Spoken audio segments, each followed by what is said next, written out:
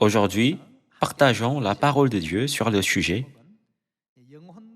à propos de l'âme. Ne devrions-nous pas comprendre correctement l'existence de l'âme afin d'avoir une espérance vivante pour le ciel dans notre vie de foi? Il y a 2000 ans, au temps de Jésus, les Sadducéens ne croyaient pas à la résurrection. Ils n'avaient pas de compréhension de l'âme. Il en va de même pour les gens en cette époque. Aujourd'hui, 7,7 milliards de personnes vivent dans un petit village appelé Terre. Parmi les 7,7 milliards de personnes, il y a des gens qui vivent avec une compréhension des principes célestes et des gens qui vivent sans aucune compréhension d'eux. Il y a de nombreux types de gens sur cette terre. C'est pourquoi l'un des enseignements que Jésus a donné lorsqu'il est venu sur cette terre il y a 2000 ans était « Vous êtes bénis, car vous pouvez voir, entendre, sentir et comprendre toutes les paroles de Dieu. » Si nous ne pouvons ni accepter ni comprendre les paroles de Dieu, peu importe combien Dieu nous explique, c'est très frustrant, n'est-ce pas? Il y a une raison pour laquelle Dieu a créé cette terre. Et il y a une raison pour laquelle nous sommes descendus sur cette terre et vivons ici. La terre n'aurait pas été créée s'il n'y avait pas eu de raison ou de but.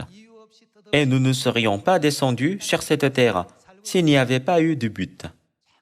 Lorsque nous regardons attentivement, il y a une raison pour que cela se soit produit de cette manière.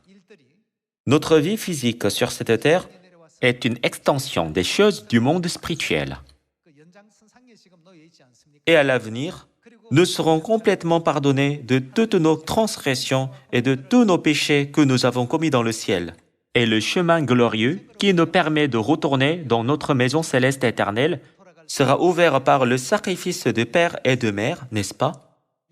Il y a 2000 ans, Jésus est venu sur la terre et a expliqué toutes ces choses spirituelles. Mais les pharisiens, les sadducéens et beaucoup de gens qui étaient obsédés par le judaïsme ne les ont pas comprises. Puisqu'ils ne voyaient que l'environnement physique de Jésus avec leurs yeux physiques. Jésus ne ressemblait pas à Dieu qui a été prophétisé dans la Bible et qui a créé les cieux et la terre et tout ce qui y est contenu. C'est pourquoi ils ont parfois essayé de lapider Jésus et ont fait une objection à ce que Jésus a dit. À ce propos, Jésus a dit « Tout le monde ne peut pas voir les paroles de la vie de Dieu, tout le monde ne peut les entendre ni les sentir. Cependant, heureux sont vos yeux parce qu'ils voient et vos oreilles parce qu'elles entendent et votre cœur parce qu'il comprend. » Jésus a donné ces paroles de bénédiction à ses enfants qui vivaient leur vie de foi. En connaissant correctement la volonté de Dieu, c'est écrit dans le Nouveau Testament, n'est-ce pas? Aujourd'hui, prenons le temps d'étudier à propos de l'âme que Dieu a enseigné à ses enfants par la Bible.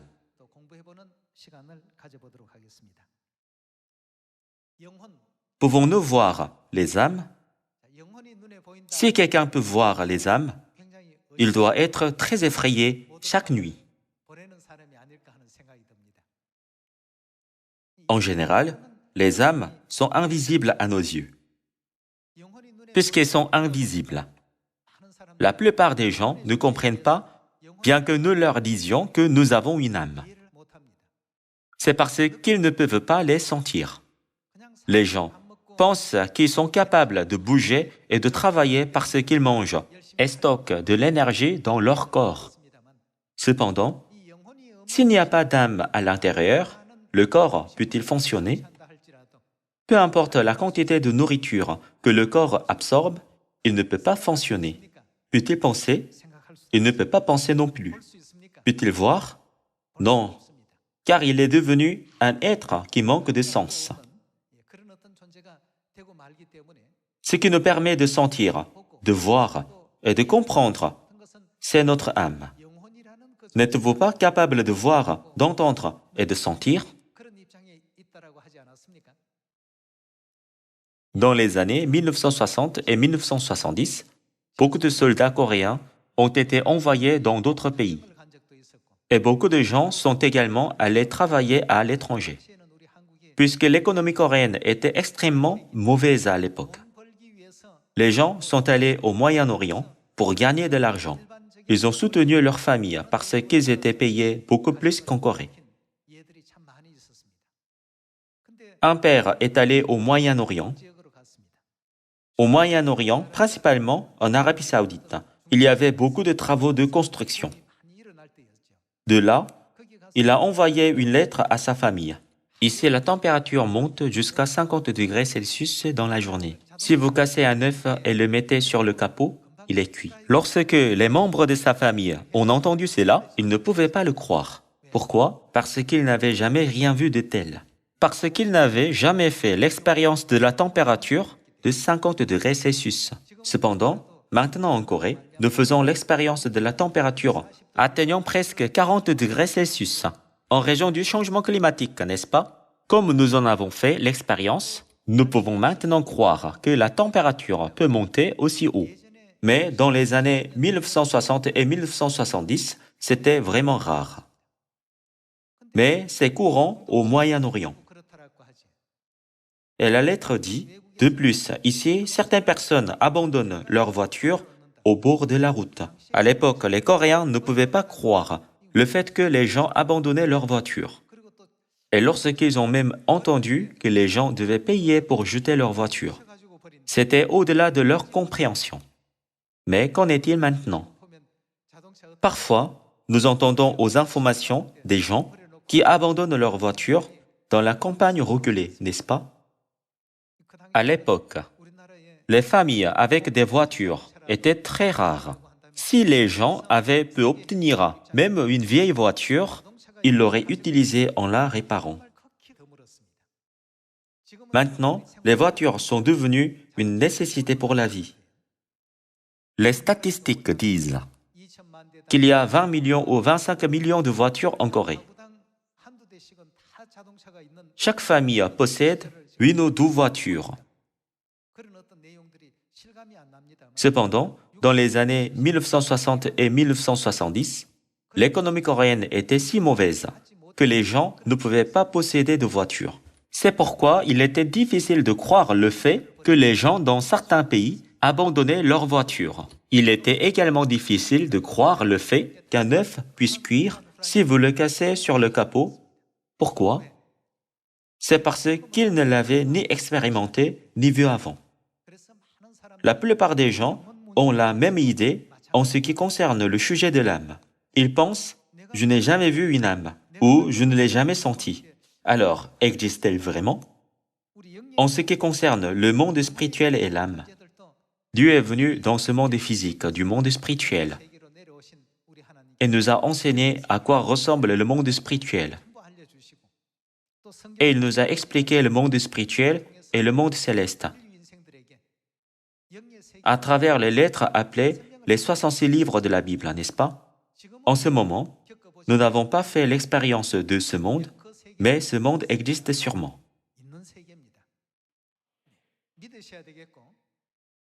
Tous les enfants de Sion devraient croire cela et aller dans ce monde en suivant la conduite de Dieu.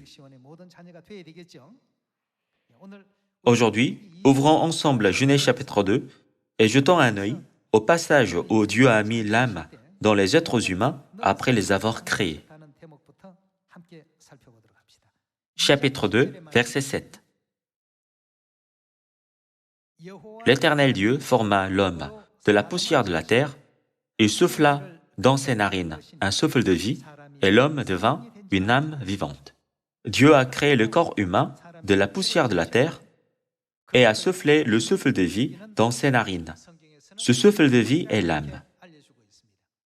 Lorsqu'un homme meurt, qu'arrive-t-il au corps, la poussière de la terre, et à l'âme, le souffle de vie de Dieu en nous?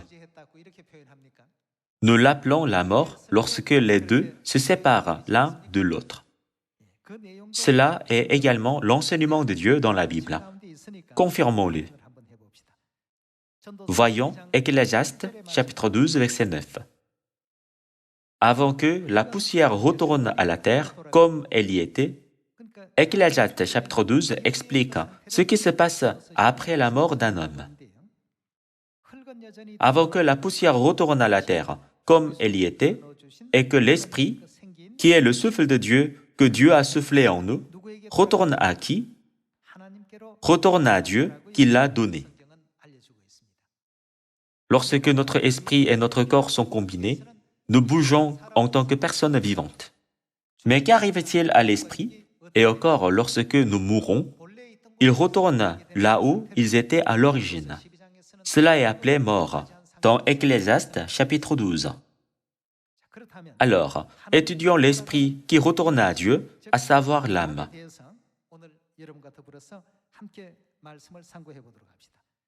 Voyons 1er Roi, chapitre 17, verset 17.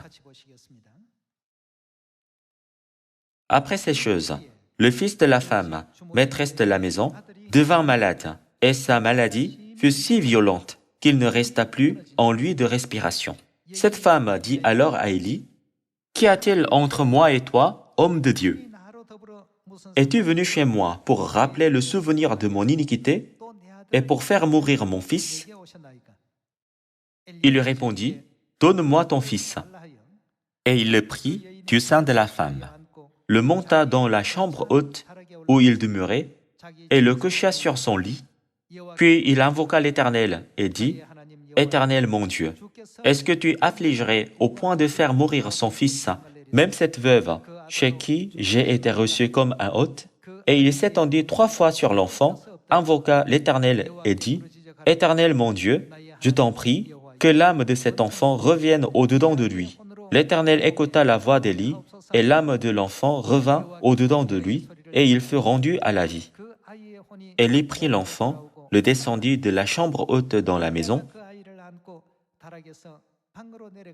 et le donna à sa mère, et Élie dit, « Vois, ton fils est vivant. »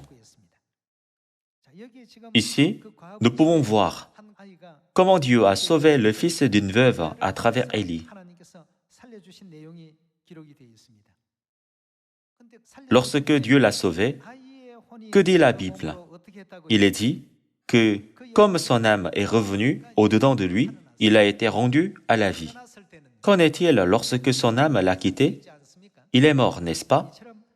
Lorsque Dieu a créé les cieux et la terre, et tout ce qui y est contenu, Dieu a créé le corps humain de la poussière de la terre et l'âme humaine avec le souffle de vie. N'est-ce pas pourquoi les êtres humains bougent maintenant? Cependant, lorsque le corps et l'âme d'un homme se séparent, nous disons qu'il est mort. Lorsqu'un homme meurt, à qui ira son âme? L'âme ira à Dieu. Et que se passera-t-il là-bas? Que recevra-t-il d'après Hébreux chapitre 9? Il recevra le dernier jugement de Dieu pour sa vie sur cette terre. Il est écrit, « Dieu verra si vous avez mené une vie méritant le royaume glorieux des cieux, ou une vie méritant l'enfer, où vous souffrirez pour toujours et à jamais. Dieu vous rendra selon vos œuvres. »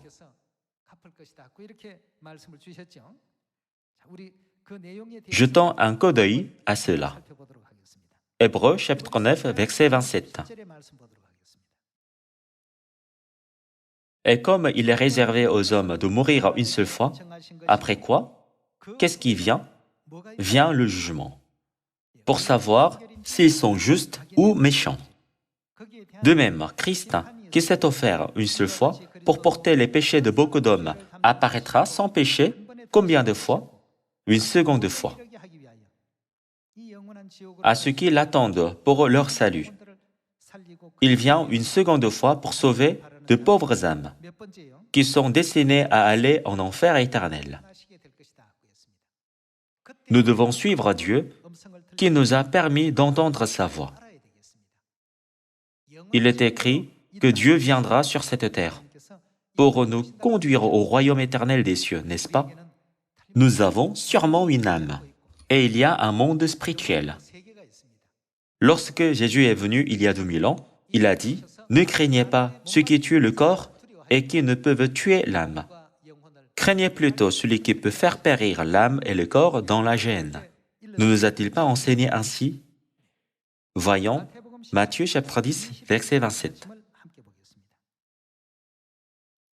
Ce que je vous dis dans les ténèbres, dites-le en plein jour. Et ce qui vous est dit à l'oreille, prêchez-le sur les toits. Ne craignez pas ceux qui tuent le corps et qui ne peuvent tuer l'âme. Craignez plutôt celui qui peut faire périr l'âme et le corps dans la géhenne. Ici aussi, Jésus mentionne clairement notre âme et nous rappelle qu'il existe un monde spirituel. N'y a-t-il pas quelque chose appelé étude dans ce monde? Le type d'étude dont le monde enseigne comment nous adapter au monde et comment vivre dans ce monde. Alors, qu'en est-il de la parole de Dieu? Dieu nous enseigne comment nous adapter au pays céleste. Nous apprenons comment notre âme peut s'habituer au ciel. Les choses terrestres sont très momentanées, instantanées et temporaires. J'espère que nous regarderons les choses éternelles dans le ciel et ne perdrons pas notre espérance pour le monde éternel. Passons à 1 Corinthiens chapitre 15 et étudions un peu plus à propos de l'âme. Chapitre 15, verset 50. Ce que je dis, frères, c'est que la chair et le sang, à savoir notre corps physique, n'est-ce pas, ne peuvent hériter le royaume de Dieu, et que la corruption n'hérite pas l'incorruptibilité. Voici, je vous dis un mystère. Nous ne mourrons pas tous, mais tous nous serons comment? Nous serons changés. En un instant, en un clin d'œil, à la dernière trompette. La trompette sonnera et les morts ressusciteront incorruptibles. Cela veut dire qu'ils se réveilleront, n'est-ce pas? Les morts ressusciteront incorruptibles. Et qu'arrivera-t-il à nous qui sommes encore vivants? Il est dit que nous serons changés. Et nous serons changés. Verset 53. Car il faut que ce corps corruptible revête l'incorruptibilité et que ce corps mortel revête l'immortalité. Lorsque ce corps corruptible aura revêtu l'incorruptibilité et que ce corps mortel aura revêtu l'immortalité, alors s'accomplira la parole qui est écrite. Continuons avec le verset 55. La mort a été engloutie dans la victoire. Ô mort, où est ta victoire? Ô mort, où est ton aiguillon? L'aiguillon de la mort, c'est le péché, et la puissance du péché, c'est la loi. Mais grâce soit rendue à Dieu, qui nous donne la victoire par notre Seigneur Jésus-Christ. Ainsi, mes frères bien-aimés, soyez fermes, inébranlables, travaillant de mieux en mieux à l'œuvre du Seigneur, sachant que votre travail ne sera pas vain dans le Seigneur. Ici, Dieu nous dit que nous serons changés en corps spirituel et irons dans le monde spirituel glorieux. Il explique notre avenir par la Bible. Le royaume éternel des cieux, où nous irons bientôt, est différent de ce monde.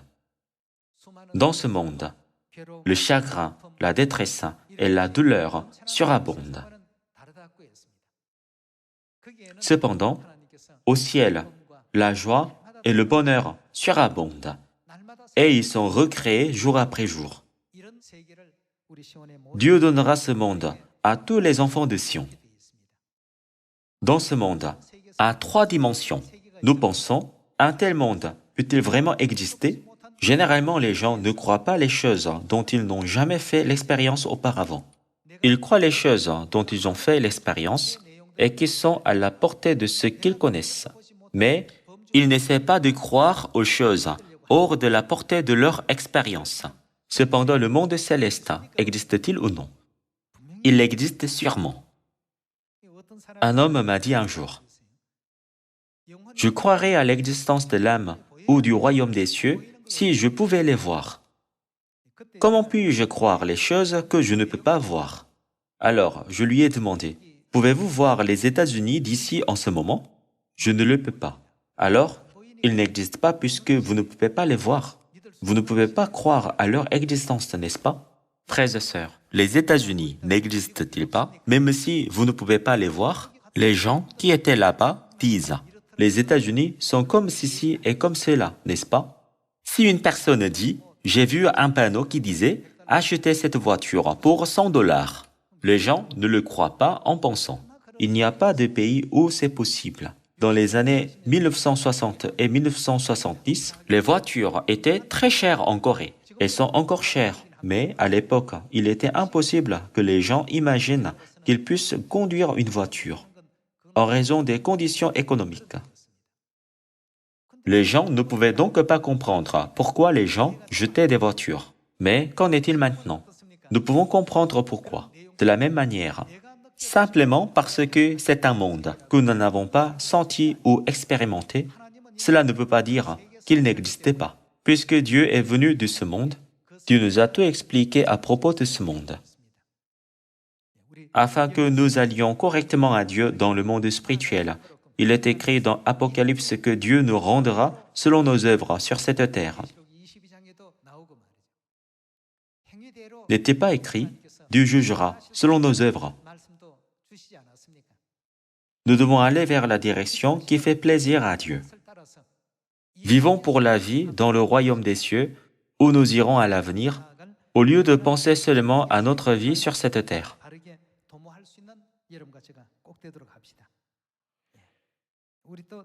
Regardons 1 Thessaloniciens chapitre 4. Chapitre 4, verset 15. Voici en effet ce que nous vous déclarons d'après la parole du Seigneur. Nous les vivants, restés pour l'avènement du Seigneur, nous ne devancerons pas ceux qui sont décédés. Car le Seigneur lui-même a un signal donné à la voix d'un archange, et au son de la trompette de Dieu, descendra du ciel, et les morts en Christ, pour en croire, ressusciteront premièrement. Ensuite, nous, les vivants, qui serons restés, nous serons tous ensemble enlevés avec eux sur des nuées, à la rencontre du Seigneur dans les airs, et ainsi nous serons toujours avec le Seigneur. Consolez-vous donc les uns les autres par ces paroles. Nous vivrons dans le ciel avec Dieu pour toujours. La joie et le bonheur y surabonderont, et tout sera recréé jour après jour. C'est un monde qui est susceptible d'apparaître dans un conte de fées. Les gens imaginent ce monde et en rêvent. Ce monde existe réellement. Il existe sûrement. Cependant, puisque les hommes ne peuvent pas sentir pleinement ce monde, Dieu est lui-même venu et nous l'a fait connaître afin que nous puissions le sentir, n'est-ce pas? Vous vous souvenez tous de l'histoire des larves de libellules, n'est-ce pas? Certaines larves de libellules vivaient dans un étang. Puis une grenouille est venue de l'extérieur de l'étang et leur a dit, « Il y a des fleurs, et le soleil se lève le jour et la lune la nuit. Il y a de beaux changements dans les cycles de la nature tout au long des 4 saisons. » Les larves de libellules ne pouvaient pas croire ce que la grenouille leur disait sur le monde extérieur de l'étang, parce que c'était quelque chose qu'elles n'avaient jamais expérimenté. Mais puisque la grenouille le leur racontait de façon très réaliste, elles ne savaient pas si elles devaient le croire ou non. Elles ont donc eu une réunion et en ont tiré une conclusion. Celle qui devient une libellule adulte sortira de l'eau. Puis, elle confirmera le monde là-bas, reviendra dans l'eau. Elle le fera connaître au reste d'entre nous afin que nous puissions croire que ce monde existe. Cependant, aucune des libellules qui sont sorties de l'eau n'est jamais revenue. Elles ne peuvent pas revenir une fois sorties dans un monde dimensionnel différent. Une libellule peut-elle revenir dans les temps et vivre dans l'eau? Tout comme lorsqu'elle était une larve, un changement a été fait en elle pour qu'elle ne puisse plus vivre comme cela. Par conséquent, dans le monde des larves, elles ont écrit dans le dictionnaire, la grenouille. est une menteuse. C'est pourquoi Jésus s'est senti mal. Je vous dis ce que j'ai vu et je vous explique ce que j'ai entendu. Je vous dis ce que je sais. Néanmoins, pourquoi ne croyez pas en moi? C'est comme la lettre envoyée par le père qui travaillait au Moyen-Orient, qui dit « Il fait 50 degrés Celsius ici. Et si vous cassez un œuf sur le capot, il les cuit rapidement. » C'était quelque chose que les Coréens n'avaient jamais expérimenté. Que serait-il arrivé si la lettre n'était pas venue de leur père, mais d'un de leurs amis ou de quelqu'un en qui ils n'avaient pas autant confiance qu'en leur père? Ils auraient dit « Il l'exagère trop ». Cependant, ces choses étaient vraies. Bien que ces choses soient toutes réelles, les gens qui ne les ont pas expérimentées ne veulent pas les croire. C'est pourquoi Jésus a dit « Heureux sont vos yeux, parce qu'ils voient, et vos oreilles, parce qu'elles entendent, et votre cœur, parce qu'il comprend. » Frères et sœurs, aujourd'hui, pensons au monde spirituel, auquel Dieu nous a éveillés une fois de plus. Nous ne pouvons pas aller dans le monde spirituel avec notre corps physique. Les larves de libellules passent leur enfance dans l'eau, alors leur corps est optimisé pour respirer, manger et faire tout le reste dans l'eau. Cependant, une fois devenues adultes, elles ont un corps fuselé avec des ailes transparentes et une longue queue. Une fois que cela se produit, elles ne peuvent plus vivre sous l'eau. Il y a eu un changement. C'est pourquoi elles se sont réunies et ont discuté, et elles ont conclu que ce que la grenouille avait dit était un mensonge. Ce n'était pas un mensonge. Lorsqu'elles deviendront adultes et sortiront de l'eau, elles verront des fleurs, le soleil, la lune et de beaux arbres. Elles sentiront le parfum de fleurs de différents types et couleurs. Puis, elles sauront que la grenouille a dit la vérité. Tout comme c'est un monde que nous ne pouvons pas voir avec nos yeux, nous ne devrions pas penser que ce monde n'existe pas. Nous, les enfants de Sion, devons accepter ce monde avec les yeux de la foi.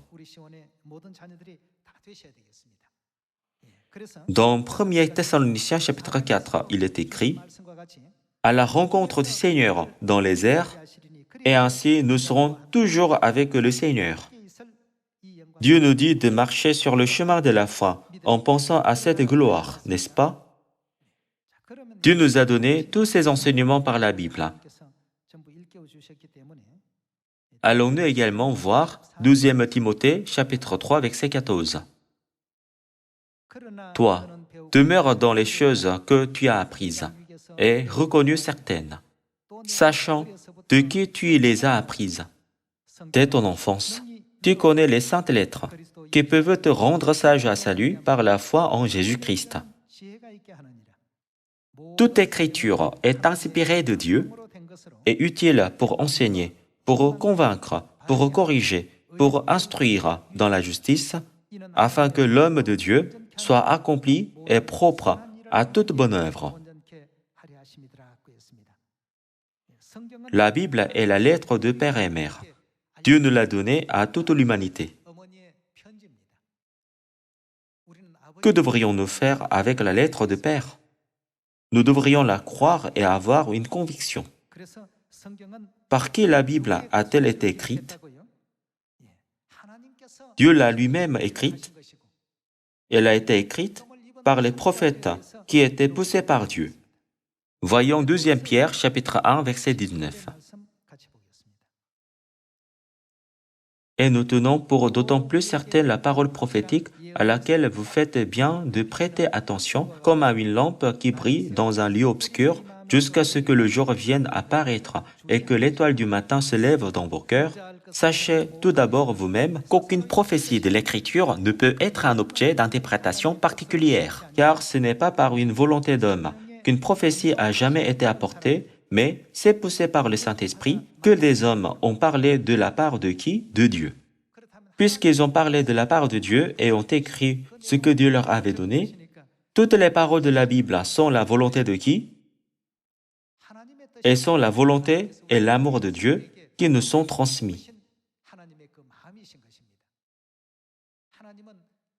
Dieu veut que nous nous repentions, nous les enfants célestes qui ont péché et ont été chassés sur cette terre, et rétablissions notre état spirituel d'origine. Tous les enfants de Sion doivent graver de nouveau les enseignements du monde spirituel dans leur cœur. N'est-il pas écrit « Le monde glorieux que l'œil n'a point vu, que l'oreille n'a point entendu, et qui n'est point monté au cœur de l'homme. » Dieu l'a préparé pour nous. Tout ce qui est considéré comme le meilleur sur cette terre ne peut même pas être comparé à ce qui est du ciel. Gravons dans notre cœur la volonté de Dieu, qui a préparé le monde beau et glorieux pour nous, et qui a dit « Il y a plusieurs demeures dans la maison de mon Père. Je reviendrai et je vous prendrai avec moi, afin que là où je suis, vous y soyez aussi. » Nous ne devons jamais être comme les gens dans le monde, qui pensent que nous n'avons pas d'âme. Nous devons faire des efforts pour voir les choses comme Dieu les voit. Ce faisant, nous irons dans le monde spirituel où Dieu demeure. Il y a longtemps, dans Proverbes chapitre 8, verset 30, Salomon a dit « Je vivais avec Dieu en faisant tous les jours ses délices. » Soyons les vrais enfants de Sion qui peuvent jouir de la vie éternelle et des bénédictions pour toujours dans le royaume glorieux des cieux, où il n'y a plus ni mort, ni deuil, ni douleur, mais où il n'y a que la joie et le plaisir. Comme écrit dans Apocalypse chapitre 21, verset 4. En vous demandant d'être les fils et les filles de Dieu qui peuvent le faire. J'aimerais conclure la parole d'aujourd'hui. Merci beaucoup.